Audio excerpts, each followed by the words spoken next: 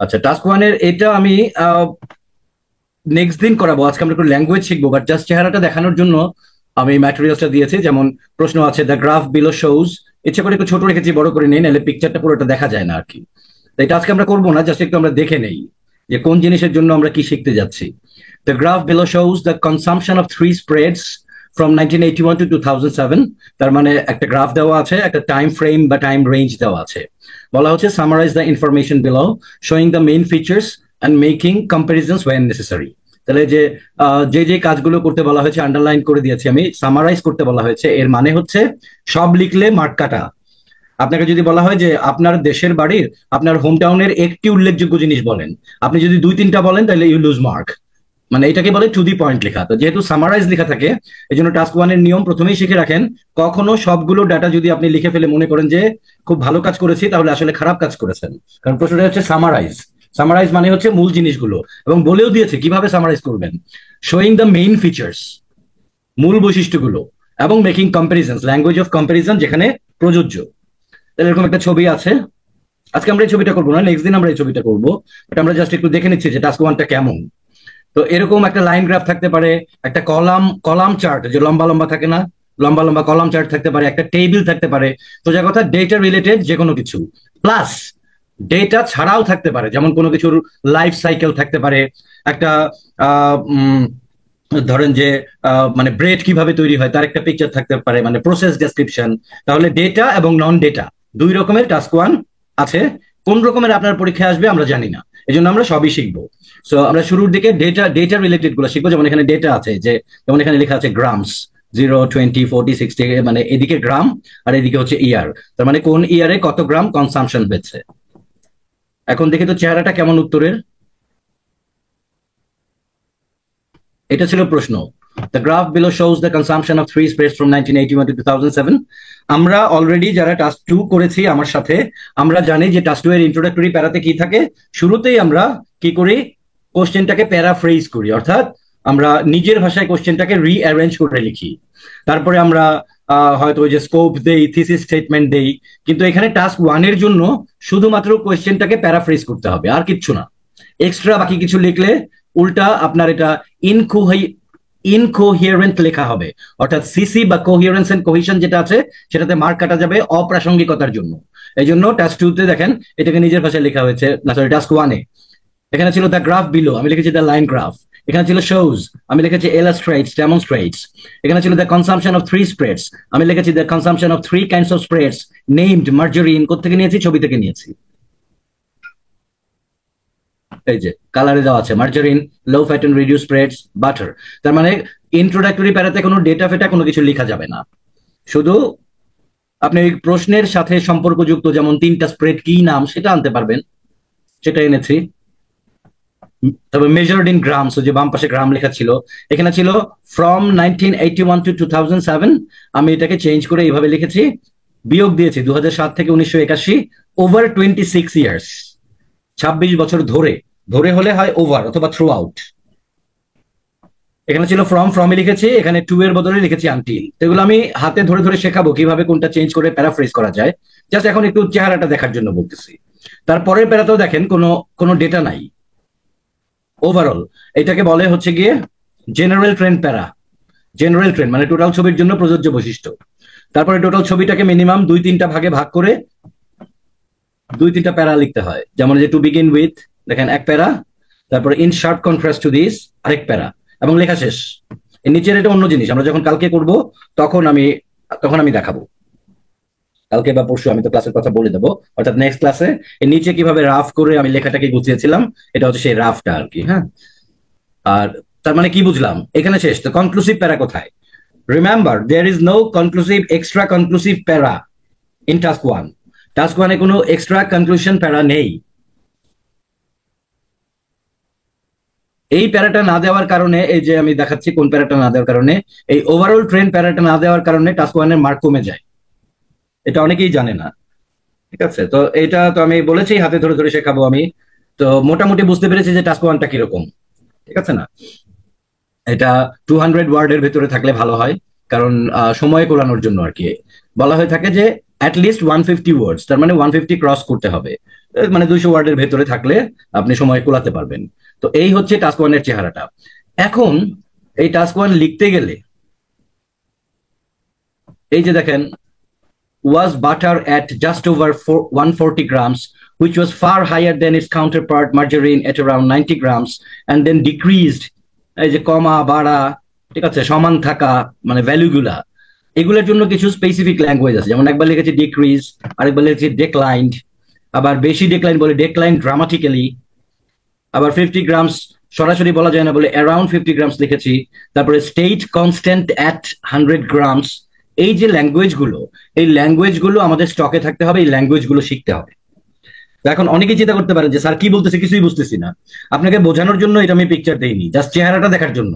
ধরেন একজন নতুন মানুষ, কোনো ধারণা নেই, এনে খালি কাপড় চোপড় পরা চেহারা দেখাইলাম, এই কাজটাই করছি, এইটুকু বোঝা গেছে কিনা, এইটুকু বুঝলেই যথেষ্ট। এইটাকেই আমরা আবার ব্যাখ্যা করে বুঝবো নেক্সট ক্লাসে।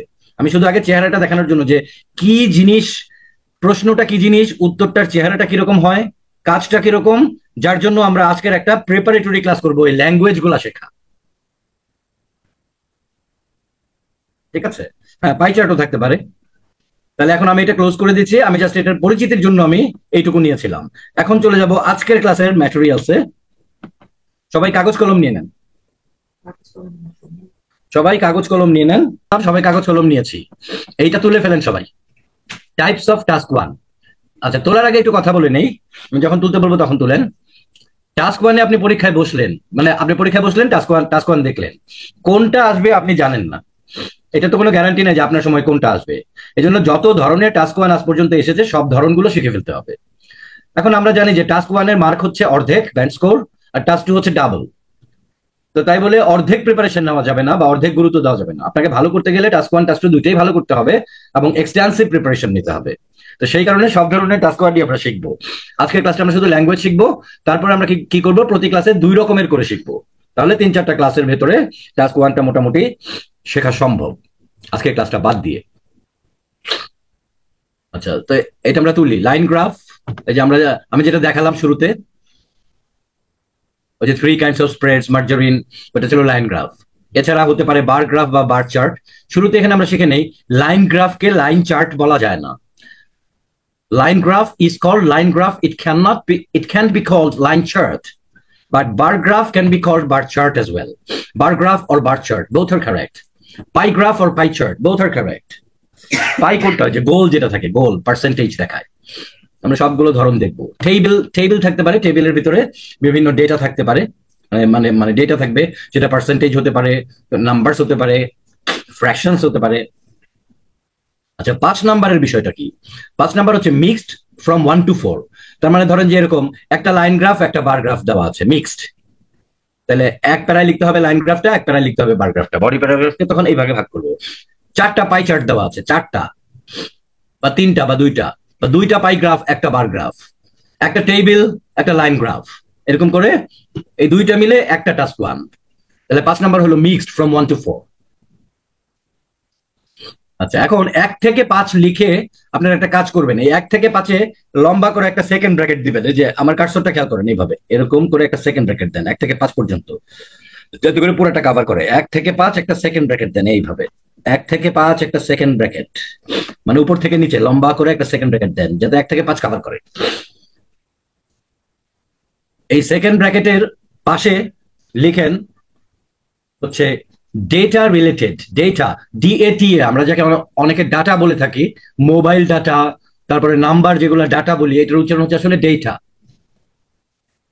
তাহলে 1 থেকে 5-এর এখানে একটা সেকেন্ড ব্র্যাকেট দিয়ে 1 নাম্বারে মানে রোমান 1 দিয়ে লিখেন ডেটা রিলেটেড, এবং রোমান 2 দিয়ে লিখেন এই সেকেন্ড ব্র্যাকেটের পাশে লিখেন language of change and comparison, language of change and comparison.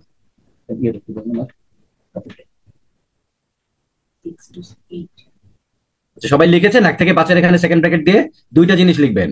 প্রথমটা হচ্ছে 1 নাম্বার লিখবেন ডেটা রিলেটেড, এবং 2 নাম্বার লিখবেন language of change and comparison. এই যে সেকেন্ড ব্র্যাকেট দিয়ে পাশে লিখলাম, এটা দিয়ে আমি কি বোঝালাম হচ্ছে যারা প্রশ্নটা তৈরি করে তারা এগুলা কিন্তু না জেনেই সবাই প্রিপেয়ার করে, ঠিক আছে? কিন্তু যখন আপনি জেনে করবেন তখন আপনার মানে লেখার প্রোডাকশনটা ভালো হবে। এই 1 থেকে 5-এর ভিতরে ডেটা রিলেটেড যেগুলো আছে সেগুলোর একটা উদ্দেশ্য আছে। কি চেক করে language of change and comparison আপনি সঠিকভাবে করতে পারেন কিনা। এই ল্যাঙ্গুয়েজ অফ চেঞ্জ এন্ড কম্পারিজনটাই চেক করে। এই কথাটাই আসলে বেশিরভাগ মানুষ না জেনে প্রিপারেশন নেয়। তাহলে যখন ডেটা রিলেটেড কোন এই টাস্ক 1 আমরা শিখবো, শুধু লাইন গ্রাফ, বার গ্রাফ, পাই গ্রাফ কিভাবে বর্ণনা করতে হয় তা শিখবো না। ওই বর্ণনার মূল উদ্দেশ্য হচ্ছে ওই বর্ণনার ভিতরে ল্যাঙ্গুয়েজ অফ চেঞ্জ এবং ল্যাঙ্গুয়েজ অফ কম্পারিজন এই দুইটা জিনিস সঠিক আছে কিনা এইটাই যাচাই করে। ঠিক আছে, এই ল্যাঙ্গুয়েজ অফ চেঞ্জ এর কম্পারিজনটাই আজকে আমরা শিখবো। এগুলো সবই আমাদের জানা, কিন্তু গুছিয়ে শেখা ফর টাস্ক 1। আমি আবারও বলে নিচ্ছি, language of change and comparison আমরা যা শিখবো সবই আমাদের জানা, কিন্তু গুছিয়ে জানা ফর টাস্ক 1, যে এর বাইরে যাওয়া যাবে না, মনের মাধুরী মিশায় ল্যাঙ্গুয়েজ ইউজ করা যাবে না। এই ল্যাঙ্গুয়েজ বা ভোকাবুলারির একটা স্টক আছে, একটা ভান্ডার আছে, এই ভান্ডারটার সাথে পরিচিত হতে হবে। এবং পরিচিত হওয়া মানে অজানা কোনো শব্দ না, জানা শব্দই, বাট এই স্টকগুলোই আমরা ব্যবহার করব। এর বাইরে সম্ভবত এই মানে ডেটা রিপোর্ট রাইটিং এ ল্যাঙ্গুয়েজ ব্যবহার করা হয় না, যদিও সেগুলো সিনোনিম হয় তাও ব্যবহার করা হয় না। এটা একটা ট্র্যাডিশনাল ব্যাপার। আচ্ছা, তাহলে 1 থেকে 5 হলো data related, language of change and comparison check করে। 6 নাম্বার হলো প্রসেস এবং লাইফ সাইকেল। আচ্ছা, 6 নাম্বারের পাশে ছোট্ট একটা ব্র্যাকেট দেন, সেকেন্ড ব্র্যাকেট। 6 নাম্বারের পাশে ছোট্ট একটা ব্র্যাকেট দিয়ে লিখেন ল্যাঙ্গুয়েজ অফ প্রসেস। প্রসেস বা লাইফ সাইকেলে প্রসেসের কিছু ল্যাঙ্গুয়েজ আছে, হ্যাঁ, এই ল্যাঙ্গুয়েজ প্যাটার্ন গুলো চেক করা হয়। 6 নাম্বারের পাশে একটা ছোট্ট সেকেন্ড ব্র্যাকেট যাতে খালি 6 নাম্বারই কভার করে, এটা দিয়ে লিখেন language of process, language of process. এবং 7 নাম্বারের পাশে ছোট্ট আর একটা সেকেন্ড ব্র্যাকেট দিয়ে লিখেন language of physical changes, language of physical changes.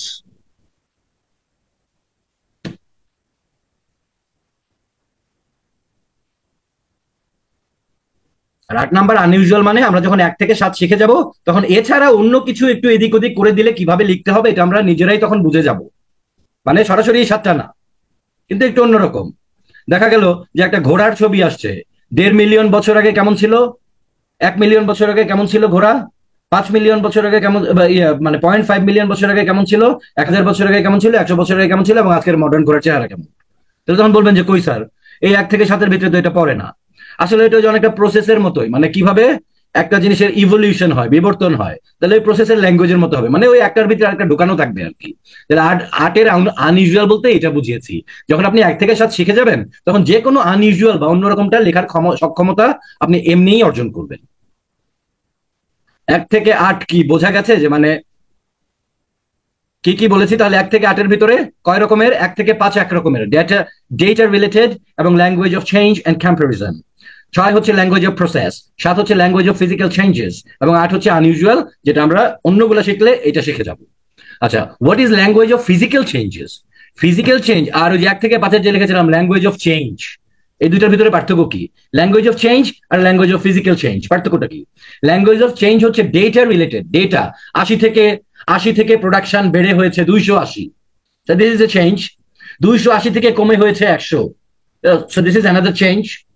তাহলে ওই ডেটা রিলেটেড যে বাড়া কমা, ওইটা হচ্ছে কি 1 থেকে 5-এর ল্যাঙ্গুয়েজ অফ চেঞ্জ। আর ল্যাঙ্গুয়েজ অফ ফিজিক্যাল চেঞ্জ হচ্ছে, ধরেন একটা ম্যাপ দেওয়া আছে যে 1990 সালে কেমন ছিল, 10 বছর পরে ওই শহরটারই ম্যাপ আবার দেওয়া আছে, ছোট্ট একটা ম্যাপ, যে 10 বছর পরে আরো অনেক ডেভেলপমেন্ট হয়েছে।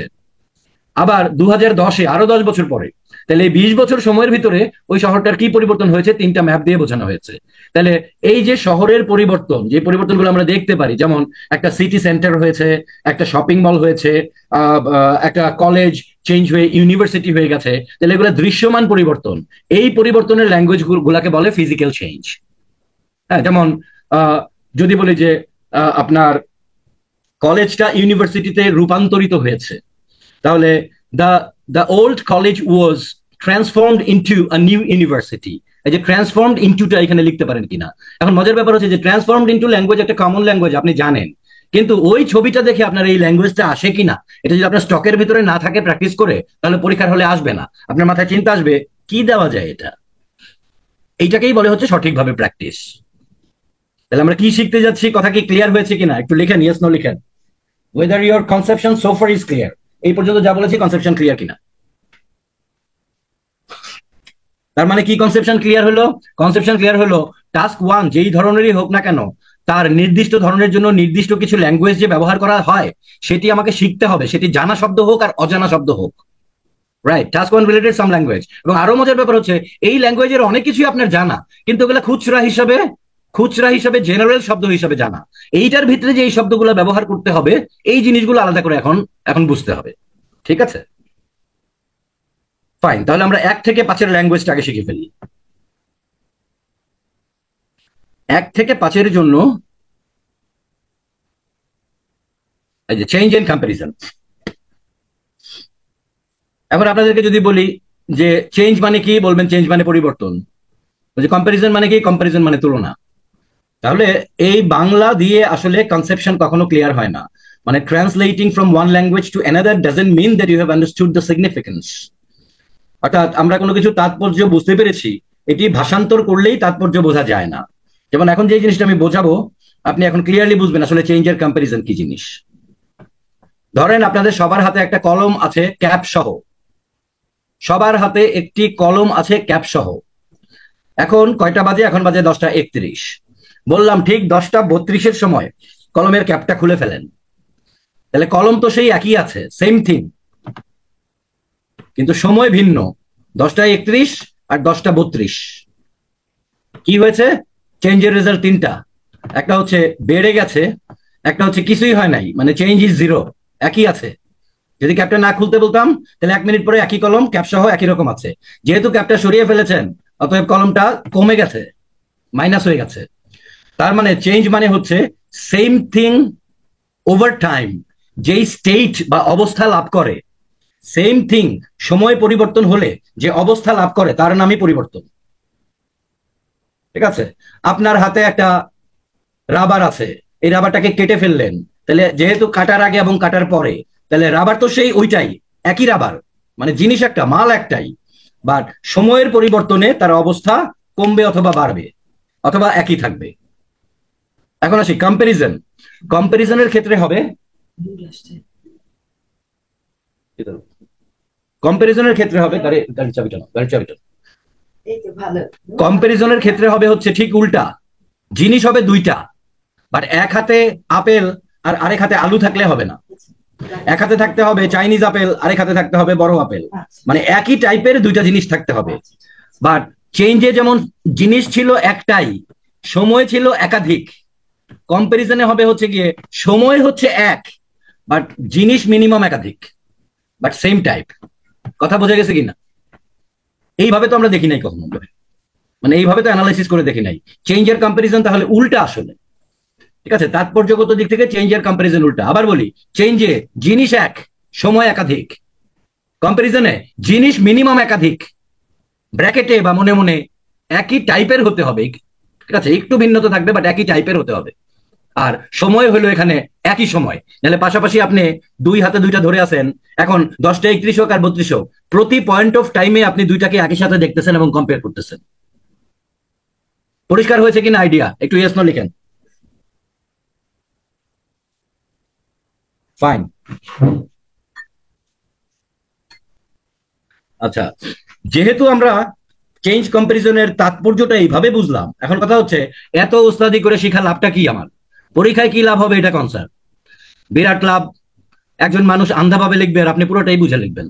সেটা হচ্ছে, এখন খেয়াল করেন তো, এখন খেয়াল করেন, ওই যে গ্রাফ ছিল, ভালো করে খেয়াল করেন, আবার ভালো করে খেয়াল করেন, আবার গ্রাফ ছিল, নিচে ছিল সাল, আর উপরে ছিল হচ্ছে গিয়ে ধরেন, উপরে আপনি একটা জিনিস ধরেন যে প্রোডাকশন, এক্স কোম্পানির প্রোডাকশন। এখন এক্স কোম্পানির প্রোডাকশন তো আইটেম বা আইডিয়া একটাই, তাই না? কিন্তু নিচে সাল ভিন্ন, 1975, 1980, 1985, 1990। তাহলে কি দাঁড়াইলো? জিনিস এক, সময় ভিন্ন। তাহলে আপনি বুঝবেন কি চাচ্ছে, ল্যাঙ্গুয়েজ অফ কি চাচ্ছে বলেন তো এখন? নিচে সাল, উপরে কোম্পানি এক্স এর বিভিন্ন, মানে বিভিন্ন সালে বিভিন্ন পরিবর্তন, মানে বিভিন্ন সালে বিভিন্ন ভ্যালু, কিন্তু আইডিয়া তো একটাই, ভ্যালু বিভিন্ন হোক, আইডিয়া একটাই। আইডিয়াটা কি? Production of company x. তাহলে তখন আপনি দেখেই বুঝবেন language of change is required. ঠিক আছে না? এখন মনে করেন দুইটা লাইন, একটা কোম্পানি এক্স, একটা কোম্পানি ওয়াই, একই গ্রাফের ভিতরে দুইটা লাইন, কি? প্রোডাকশন অফ কোম্পানি এক্স এবং প্রোডাকশন অফ কোম্পানি ওয়াই, একই গ্রাফের ভিতরে দুইটা লাইন, এবং নিচে এক্স অক্ষে আপনার 1975, 1980 সময় দেওয়া আছে, ওই যে একটু আগে যেমন আমরা দেখেছিলাম ওই যে মার্জারিন বাটার এগুলাতে। তাহলে ব্যাপারটা কি দাঁড়াচ্ছে? তাহলে ব্যাপারটা এখন আপনি আপনিই একমাত্র লোক যে চেঞ্জ কম্পারিজন এইভাবে বুঝলে আপনি বুঝতে পারবেন যে কোথায় কি লিখতে হবে। এখন খেয়াল করেন তো, 1975 থেকে 1990 পর্যন্ত কোম্পানি এক্স, তাহলে আইডিয়া একটা, কোম্পানি এক্স 75 থেকে 90 সময় ভিন্ন, তাহলে কোম্পানি এক্স এর পরিবর্তন আপনি বর্ণনা করবেন। 1975 থেকে 1990 পর্যন্ত কোম্পানি ওয়াই, আইডিয়া একটা, কোম্পানি ওয়াই এর পরিবর্তন বা চেঞ্জ আপনি বর্ণনা করবেন। কম্পারিজন কোথায় হবে? 1975 সাল একই সময়ে company X versus company Y, এই যে মাল দুইটা একই টাইপের, প্রোডাকশন দুইটাই, একটা কোম্পানি এক্স একটা কোম্পানি ওয়াই, বাট সময় একটা 1975। এই 1975-এ কোম্পানি এক্স এবং কোম্পানি ওয়াই আপনি কি করবেন? কম্পেয়ার করবেন। 1980-এর ভিতরে কোম্পানি এক্স এবং কোম্পানি ওয়াই আপনি কি করবেন? কম্পেয়ার করবেন। কথা কি পরিষ্কার হয়েছে কিনা, বোঝা গেছে কিনা?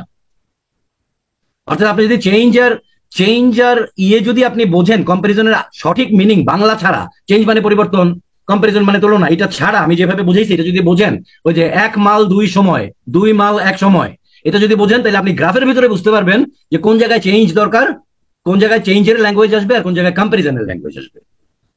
এখন কথা হচ্ছে তাইলে কি স্যার প্রতি সালেই দুইটার কম্পেয়ার করতে করতে ওই দুইটার চেঞ্জও বর্ণনা করব? বলে যে না, আগে আমি বুঝাইলাম ব্যাপারটা। এখন খেয়াল করেন, প্রশ্নে এই জন্যই লেখা থাকে সামারাইজ দ্য ইনফরমেশন। খেয়াল করতে পারছেন? সামারাইজ দ্য ইনফরমেশন দেখিয়েছিলাম আমি, এই যে শুরুতে ক্লাসেই দেখালাম। তার মানে কোম্পানি এক্স এর যখন চেঞ্জ বর্ণনা করবেন তখন তার গুরুত্বপূর্ণ চেঞ্জগুলো শুধু বর্ণনা করবেন। কোম্পানি ওয়াই এর চেঞ্জগুলো যখন বর্ণনা করবেন, যেই সালে গুরুত্বপূর্ণ চেঞ্জ হয়েছে সেগুলো শুধু আপনি সিলেক্ট করবেন। কোম্পানি এক্স ওয়াই একই সালে যেখানে যেখানে গুরুত্বপূর্ণ কম্পারিজন আছে সেগুলো শুধু করবেন, বাকিগুলো অমিট করবেন। This is called task 1 writing. বুঝাইতে পারছে কিনা? আবার লিখেন, আবার ইয়েস নো লিখেন। তাহলে শুধু সিগনিফিক্যান্ট চেঞ্জ গুলো লিখবেন এবং সিগনিফিক্যান্ট কম্পারিজন গুলো লিখবেন। ঠিক আছে? আমরা যখন এটা নেক্সট ক্লাসে করব তখন দেখবেন যে কিভাবে এটা ইমপ্লিমেন্ট করি। ভালো মার্ক পেতে গেলে আপনাকে এভাবেই বুঝতে হবে। ওই কিছু ম্যাটেরিয়াল থেকে দেখলাম ইনক্রিজ ড্রামাটিক্যালি অমুক তমুক এই এগুলো দিয়ে তো কাজ হবে না স্যার। এগুলো দিয়ে তো ওই 6ই পাওয়া যাবে সর্বোচ্চ, বা 5.5 পাওয়া যাবে।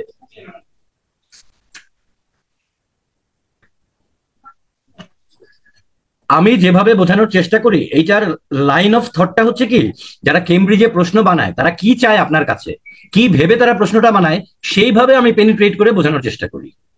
আচ্ছা, ইয়ার টু ইয়ার তো কম্পারিজন করা যাবে না, বলছি না? ওই যে কম্পারিজন করার ওয়েটাই হচ্ছে দুই জিনিস, একই টাইপের দুই জিনিস একই ইয়ারে। ঠিক আছে, কাজে ইয়ার টু ইয়ার কম্পেয়ার করা যাবে না। ইয়ার টু ইয়ার করতে গেলে চেঞ্জ করতে হবে, কোনো ওয়ে নাই। দেখেন এখন আপনার কনসেপশন ক্লিয়ার হয়েছে, এই যে আপনি প্রশ্ন করছেন এইটাও কনসেপশন ক্লিয়ারের একটা way. Thank you very much. তার মানে এখন আমরা উল্টা পাল্টা দিকে আর যাবো না। তার মানে এখন সহজ হয়ে গেল, significant changes and significant comparisons. চেঞ্জের ক্ষেত্রে জানি একই জিনিস ওভার দি ইয়ার কি কি সিগনিফিক্যান্ট চেঞ্জেস হয়েছে সেটা লিখবো, আর একই ইয়ারে দুই জিনিসের ভিতরে কি কি সিগনিফিক্যান্ট কম্পারিজনস আছে, not all comparisons. Bus clear. Task one এর কোন কোন ডাটা কালেক্ট করতে হবে এই বিষয় ক্লিয়ার। নাইলে সবাই সারাদিন ধরে তাকায় থাকে কি লিখি আজকে, এত লেখা এত ডেটা সবগুলা লিখা দিয়ে এসে আবার বলে কি আজকে তো ফাটাই ফেলছি, সব লিখা দিয়ে এসেছি। আসলে সে নিজেই ফেটে গেছে, কারণ প্রশ্নই ছিল summarise by selecting the main features. Okay fine, তাইলে এখন আমরা ল্যাঙ্গুয়েজ অফ চেঞ্জ এন্ড কম্পারিজনে চলে যাই। ঠিক আছে, এখন এগুলো আমাদের জানা জিনিসই, একটু দ্রুত আমি দেখানোর চেষ্টা করব। আর এই কাগজটাও আপলোড করা আছে সম্ভবত গ্রুপে অলরেডি। আমি এখানে কিছু সাইন ল্যাঙ্গুয়েজ ইউজ করেছি বোঝার সুবিধার্থে। যেমন প্লাস বলতে বুঝিয়েছি ইনক্রিজ, মাইনাস বলতে বুঝিয়েছি ডিক্রিজ বা কমা, মানে language of change. Double plus double minus বলতে বুঝিয়েছি মধ্যম হারে বাড়া বা মধ্যম হারে কমা। Triple plus and triple minus দিয়ে বুঝিয়েছি মারাত্মক হারে বাড়া বা মারাত্মক হারে কমা।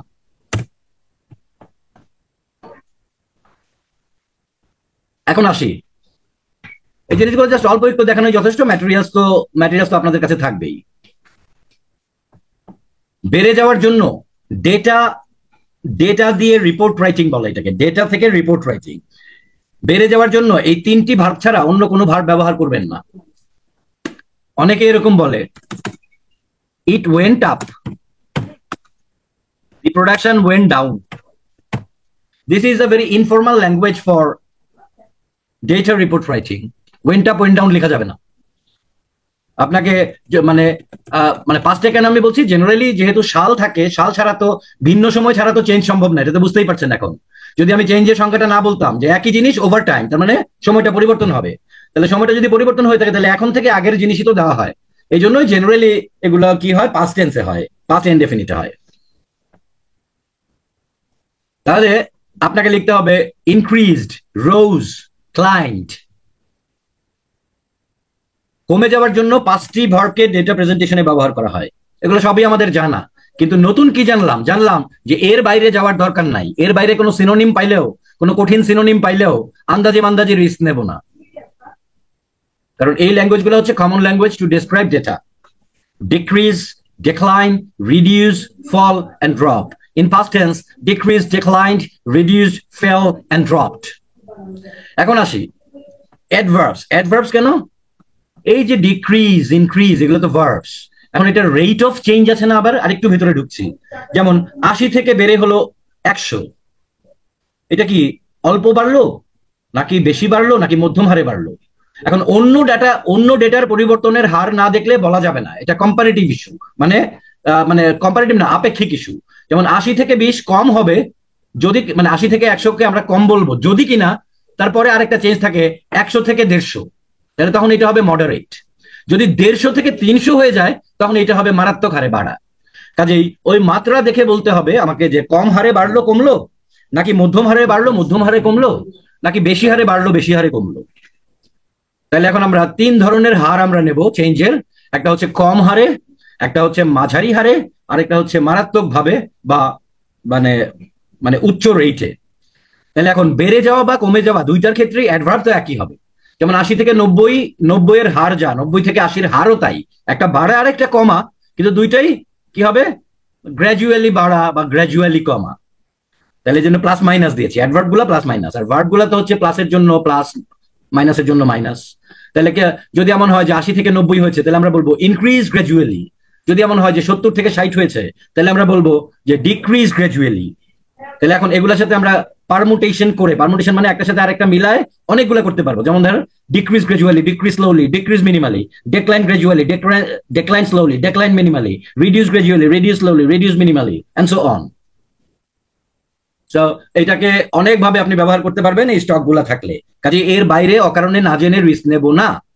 কথা পরিষ্কার হয়েছে কিনা, যে কি শিখছি এটা বোঝা গেছে কিনা, যে এগুলো আমাদের জানা শব্দ হোক, বাট আমাদের একটা ফিক্স স্টক থাকবে, এই স্টকের বাইরে আমরা যাব না। এই স্টক গুলাকেই ঘুরাই ফিরে আমরা আমাদের যা স্টক আছে তাতে করে আমরা এক লেখার ভিতরে সবগুলা ইউজ করে শেষও করতে পারবো না। ঠিক আছে, আসতেছি, সবগুলোতে আসতেছি। অপরিবর্তিত থাকলে কি হবে, যে সবগুলোই তো দেখাবো। আচ্ছা, মাঝামাঝি ভ্যালুটা জেনারেলি কম থাকে, এটার জন্য একটি অ্যাডভার্ব ইউজ করা হয়, ইনক্রিজ মডারেটলি বা ডিক্রিজ মডারেটলি বা reduce moderately and so on. এখন আসি, যদি মারাত্মক হারে বেড়ে যায় বা মারাত্মক হারে কমে যায় তাহলে আমরা বলতে পারবো ইনক্রিজ ড্রামাটিক্যালি, ডিক্রিজ ড্রামাটিক্যালি। আমরা বলতে পারবো রিডিউস ড্রামাটিক্যালি, রিডিউস শার্পলি। অর্থাৎ এই অ্যাডভার্বটা মারাত্মক হারে বেড়ে যাওয়া বা কমে যাওয়ার জন্য ব্যবহার করতে পারবো। কি কি? Dramatically, sharply, drastically, rapidly and significantly. এখন কেউ যদি এরকম হয় যে বললো যে স্যার অ্যাব্রাপ্টলি কি ইউজ করা যাবে না, ইউজ করা যাবে? এখন দুই রকমের ব্যাখ্যা দেই। প্রথম ব্যাখ্যা হচ্ছে যেহেতু এটা এই লিস্টে দেই নাই কাজেই যাবে না, হ্যাভ দিস বিলিফ। দ্বিতীয় ব্যাখ্যা যে কেন যাবে না স্যার একটু জানতে চাই। ওই যে বলছি না যে ভাষান্তর জানলেই মিনিং বা সিগনিফিকেন্সের ভেতরে ঢোকা যায় না, এটা চেঞ্জের মানে পরিবর্তন, কম্পারিজনের মানে তুলনা জানার পরেও নতুন ভাবে জানলাম। তো অ্যাব্রাপ্টলি মানে হচ্ছে আসলে এবড়ো খেবড়ো বা যার কোনো তাল নাই। সো রেট অফ চেঞ্জ যখন আমরা এটা মানে দেখি যে মারাত্মক হারে বেড়ে গেছে, তার মানে তো আমি একটা তাল পাইছি যেটা মারাত্মক হারে বাড়ছে, তাহলে আবার অ্যাব্রাপ্টলি হলো কেমনে? So therefore this is not allowed.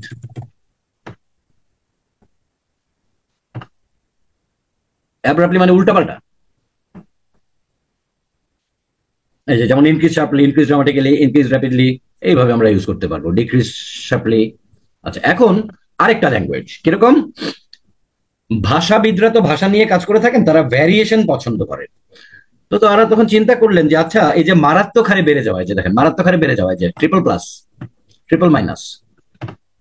মারাত্মক হারে বেড়ে যাওয়া, এটা ইনক্রিজ ড্রামাটিক্যালি না বলে, অর্থাৎ ভার্ব অ্যাডভার্ব কম্বিনেশন ইউজ না করে অন্য কোনো শব্দ বা ফ্রেজ ইউজ করা যায় কিনা যার অর্থ একই হবে। তখন এই ডেটা প্রেজেন্টেশনের ভিতরে বা ডেটা রিপোর্ট রাইটিং এর ভিতরে এই ল্যাঙ্গুয়েজ গুলোকে স্থান দেওয়া হয়েছে।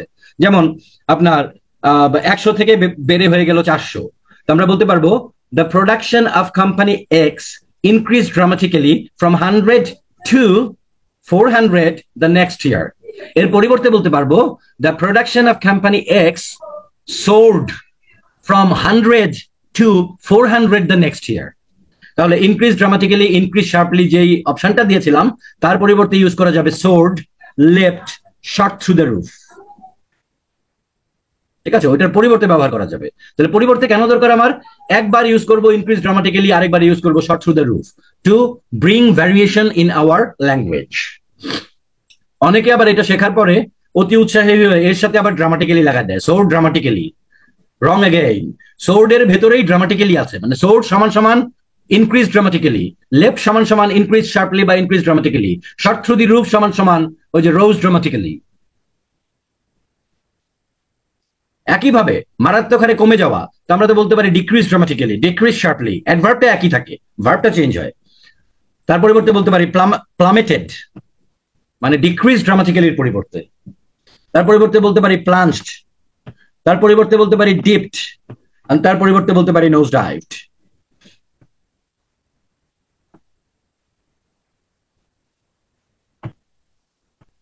এই যে লাস্টেরটা সোর্ড, লেফট, প্লামেটেড, এটার ব্যবহারগুলো পরিষ্কার হয়েছে কিনা, এইটার ব্যবহারগুলো পরিষ্কার হয়েছে কিনা একটু লিখবেন।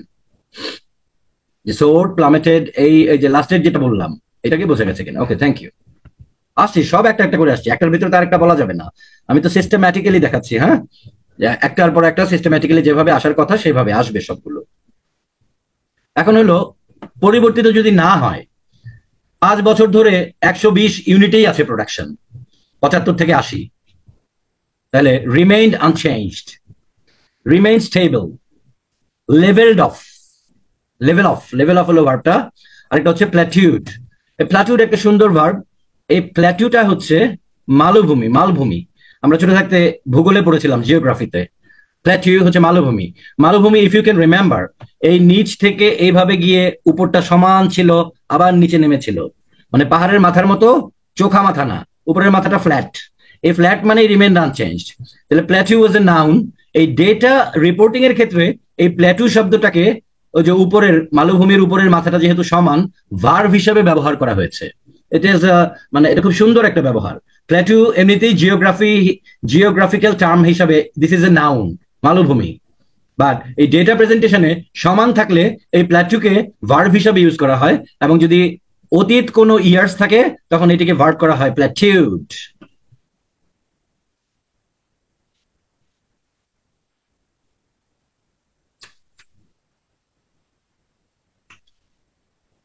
আচ্ছা, আরেকটা ল্যাঙ্গুয়েজ স্টেডিলি। এই স্টেডিলি শব্দটাকে অনেকে ওই যে ইনক্রিজ ড্রামাটিক্যালি, ইনক্রিজ শার্পলি যেগুলো দিয়েছিলাম তার পরিবর্তে ব্যবহার করা হয়, যেটি আরেকটি রং। স্টেডি মানে হচ্ছে almost at the same rate, একই রেটে। তাহলে এটা কোনো সিঙ্গেল ডেটার ক্ষেত্রে স্টেডিলি বলা যাবে না।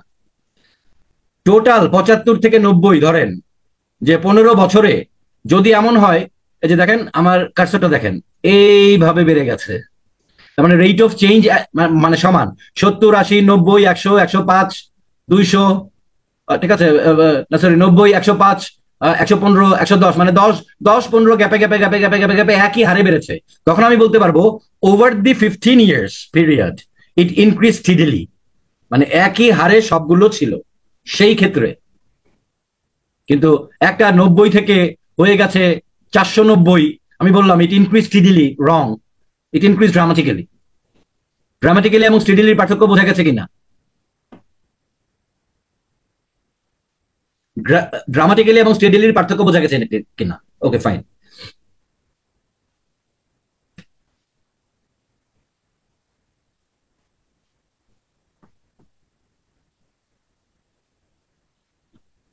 আরেকটা একজন দিয়েছে stabilised. Yes, it is allowed. Stabilised সমান থাকলে স্ট্যাবিলাইজড বলা যাবে। স্ট্যাবিলাইজড অ্যাট, সমান থাকলে এটার পরে কিন্তু অ্যাট হয় প্রিপোজিশনটা, স্ট্যাবিলাইজড অ্যাট।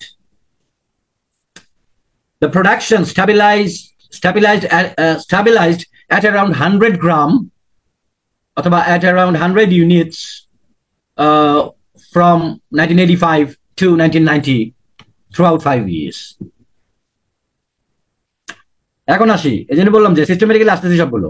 উল্টা পাল্টা যদি থাকে, ওই যে স্টেডির উল্টা, একবার বাড়ছে, একবার কম বাড়ছে, একবার বেশি বাড়ছে, একবার বেশি কমছে, একবার মিডিয়াম, মানে একটা পাগলা বিহেভিয়ার, টোটাল গ্রাফটার একটা পাগলা বিহেভিয়ার, তখন আমরা বলতে পারি erratic behaviour, oscillating tendency or trend, oscillating tendency অথবা অসিলেটিং ট্রেন্ড অথবা ফ্লাকচুয়েটিং। তাহলে এই হলো ল্যাঙ্গুয়েজ অফ চেঞ্জের ইস্যুগুলো। এখন এটা লিখতে গেলে ছোটখাটো কিছু ইস্যু আসে, যেমন অ্যাপ্রোপ্রিয়েট প্রেপোজিশনস। আমরা বেশিরভাগ ক্ষেত্রে ওয়াজ ব্যবহার করে থাকি শুরুর একটা ডেটা বলতে গিয়ে, যেমন 1975 সালে, মানে একদম বিগিনিং পয়েন্টে, ধরেন একদম বিগিনিং পয়েন্টে আমাদের শুরুটা লিখতে হচ্ছে। বেশিরভাগ ক্ষেত্রে কিন্তু আমরা দুইটা করে লিখি, যে 85 থেকে 90 কি হয়েছে, তার মানে দুইটা টাইম ফ্রেম আসতেছে। কিন্তু যখন আমি 75-এরটা বলতে যাচ্ছি, তখন এরকম হতে পারে যে 75-এ কত ছিল এটা বলতে চাই। একটা সিঙ্গেল ডেটাম, ডেটা হচ্ছে গিয়ে প্লুরাল, আর ডেটাম হচ্ছে সিঙ্গুলার। একটা সিঙ্গেল ডেটাম যেমন 700 ছিল 1975 সালে, তাহলে কি বলতে পারি? This is not incorrect. The production in the first year was 700 units. This is not incorrect, but very informal এবং unbefitting for data, মানে ওইটার ফর্মালিটির সাথে যায় না। এটা আমরা বলি এভাবে, the production in the first year stood at 700 units. So stands at হলো আমার ভার্বটা, আর past tense হলো stood at। এটার পরিবর্তে আরো দুইটা আছে, amounted to 700 units অথবা accounted for 700 units। এগুলো হলো ডেটা প্রেজেন্টেশনের ল্যাঙ্গুয়েজ। অ্যামাউন্টেড আবার দুইটা মিলে আবার এরকম করে ফেলেন না, amounted for, accounted to, criss cross যাতে না হয়ে যায়। অ্যামাউন্টেড হলে হবে টু, আর অ্যাকাউন্টেড হলে হবে ফর। সো এইভাবে stood at, amounted to, and accounted for. তাহলে এখন আমি যদি বলি যে 1990 সালে এক্স কোম্পানির প্রোডাকশন ছিল 350 ইউনিট, তাহলে হবে in 1975 the production of company X accounted for 350 units. দেখেন ল্যাঙ্গুয়েজটা কত ফর্মাল ল্যাঙ্গুয়েজ, কত স্ট্রং ল্যাঙ্গুয়েজ। এখন যে লিখবে in 1975 the production of X company was 350 unit, তো সেরকম ওয়াজ মার্ক আমার কি পাবে? আর যে লিখবে mounted to, accounted for, stood at, তাহলে তখন তার মার্ক এই ভোকাবুলারিতে আপ হবে।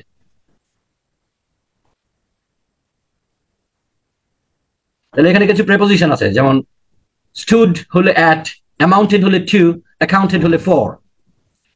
from to টা এটা খুবই ইজি জিনিস, তারপর আমি লিখে রেখেছি।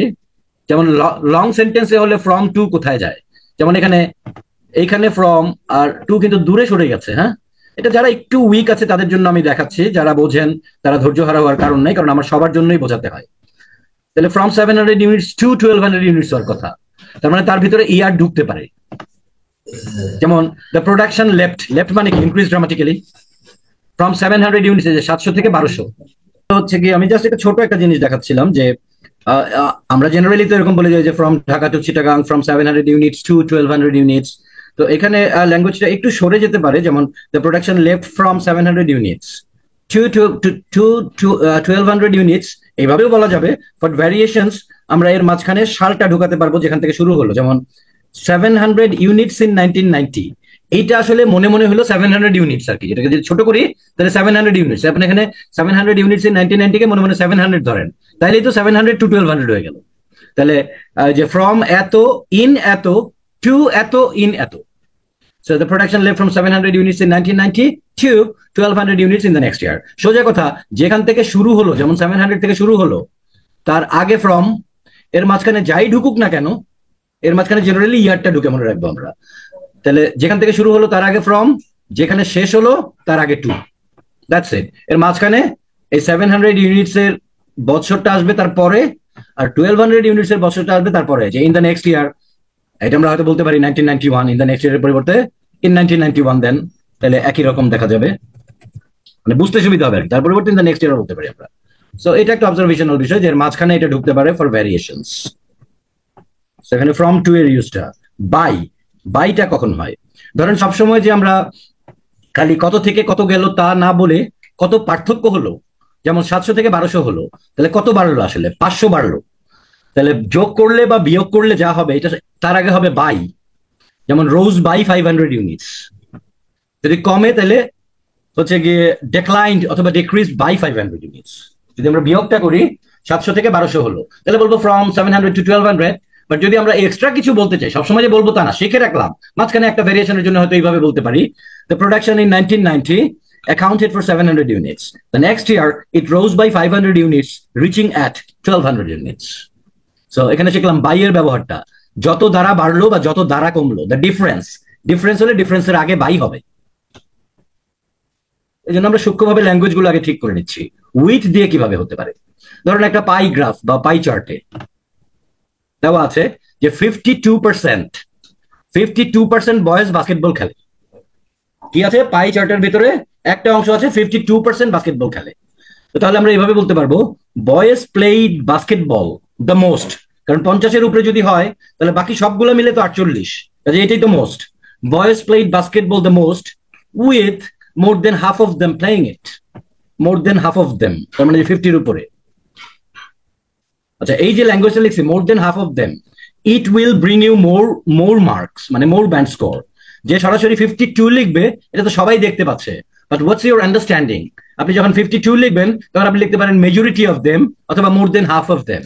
তাহলে এগুলাকে বলে ল্যাঙ্গুয়েজ অফ অ্যাপ্রক্সিমেশন, এগুলাকে বলে ল্যাঙ্গুয়েজ অফ অ্যাপ্রক্সিমেশন। এই কারণে এখান থেকে তার ইমিডিয়েট পরের যেটা শিখবো ল্যাঙ্গুয়েজ, সেটা হচ্ছে ল্যাঙ্গুয়েজ অফ অ্যাপ্রক্সিমেশন। যেমন 24, যে লিখবে ইট স্টুড এট 24, স্টুডেন্ট ঠিক আছে, বাট 24 আপনি লিখবেন না। কোয়ার্টার যেহেতু 25, আপনি লিখবেন অ্যাবাউট এ কোয়ার্টার। কোয়ার্টার লিখতে পারবেন না কারণ এটা 25 না, 25 মানে কোয়ার্টার, 104 ভাগের 1 ভাগ। তাহলে 24 হচ্ছে প্রায় কোয়ার্টার, তাহলে তখন ল্যাঙ্গুয়েজ অফ অ্যাপ্রক্সিমেশন আপনি লিখবেন অ্যাবাউট এ কোয়ার্টার। 33% 1/3 লিখতে পারবেন। 76%, তাহলে 75 হলো 4 ভাগের 3 ভাগ, তাহলে লিখতে পারবেন অ্যাবাউট 3 কোয়ার্টার্স। অ্যাবাউটটা কেন? 3 কোয়ার্টার্স হলো 75, আর যেহেতু একটু কাছাকাছি এই যে 74 76 লিখতে পারবেন অ্যাবাউট, দুইটা মিলে হয়ে গেল about 3 quarters. So these are the languages of approximation that you need to use to get a better band score. 53, 50-এর উপরে গেলে লিখতে পারবেন মেজরিটি, মানে 50 মানে 50-এর একটু উপরে আর কি, 51 52 53 এগুলো আপনি লিখতে পারবেন মেজরিটি অথবা মোর দেন হাফ। এখন আসি অ্যাপ্রক্সিমেশনের আরো ল্যাঙ্গুয়েজ, অ্যাবাউট, অ্যারাউন্ড, অ্যাপ্রক্সিমেটলি। এই অ্যারাউন্ড শব্দটা হচ্ছে এরকম, ধরেন 20, এই 20টাকে আমি লাল করে দিই, একটু বুঝবেন এটা সবাই। 20টাকে লাল করে দিলাম, তাহলে এই 20টা হলো গিয়ে সেন্ট্রাল একটা সংখ্যা। এখন এই 19কেও প্রায় 20 বলা যাবে, 21কেও প্রায় 20 বলা যাবে, কিন্তু ইংলিশে এই প্রায়টা কি হবে? তার মানে 19কে যদি প্রায় 20 বলি, তো তাহলে এটা রাউন্ড আপ মানে উপর দিকে গেলাম। 21কে যদি 20 বলি তাহলে এটা রাউন্ড ডাউন, নিচের দিকে গেলাম। এই উপর অথবা নিচ উভয়টার জন্যই রাউন্ড আপ অথবা রাউন্ড ডাউন করার জন্য এই তিনটি ব্যবহার করতে পারবেন, অ্যাবাউট, অ্যারাউন্ড এবং অ্যাপ্রক্সিমেটলি। ফর এক্সাম্পল, আপনি 74কেও বলতে পারবেন অ্যাবাউট 3 কোয়ার্টার্স, কারণ অ্যাবাউট রাউন্ড আপ করতেও ব্যবহৃত হয়।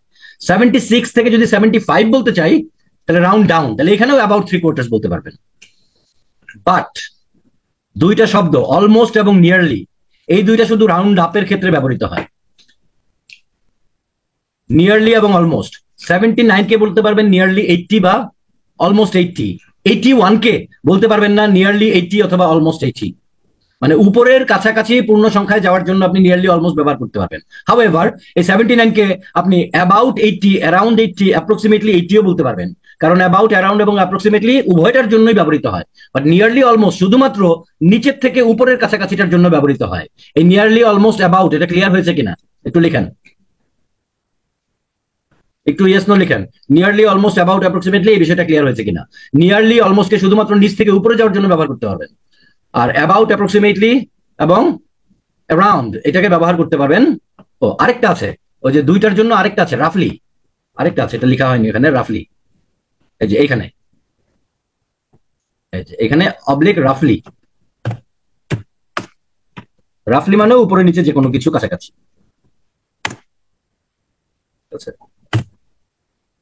মানে প্লাস মাইনাস কেন বলেছি, মানে দুইটার জন্য। আরো ল্যাঙ্গুয়েজ অফ অ্যাপ্রক্সিমেশন আছে, যেমন 81 কে আপনি যেমন অ্যাবাউট 80 বলতে পারেন, আবার বলতে পারেন জাস্ট অ্যাবাভ বা জাস্ট ওভার 80। 86 কে বলতে পারেন well above or well over 80। 79 কে বলতে পারেন জাস্ট বিলো 80 অথবা জাস্ট আন্ডার 80। 74 কে বলতে পারেন ওয়েল বিলো 80 অথবা ওয়েল আন্ডার 80। তাহলে এইটার ব্যবহারটা কিরকম? এটার ব্যবহারটা 4টা শব্দের ভিতরে সীমাবদ্ধ। উপরে হলে অ্যাবাভ অথবা ওভার, নিচে হলে বিলো অথবা আন্ডার। একটু মানে একটু নিচে একটু উপরে, তাহলে একটু হলো জাস্ট, আর অনেক উপরে অনেক নিচে এটা হলো ওয়েল।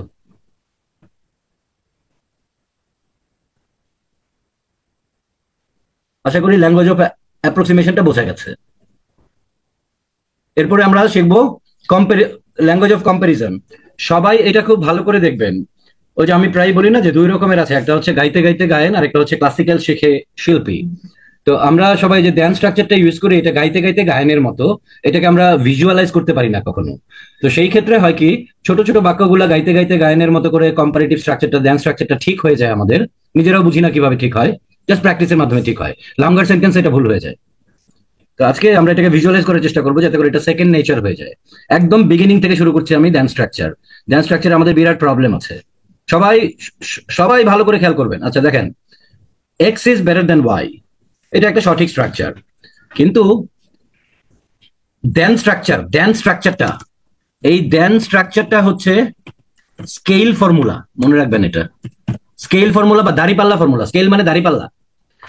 তো দাড়িপাল্লার 2 পাশে সমান হতে হবে, এটা হচ্ছে ড্যান্স স্ট্রাকচারের ফর্মুলা। কি বলেছে?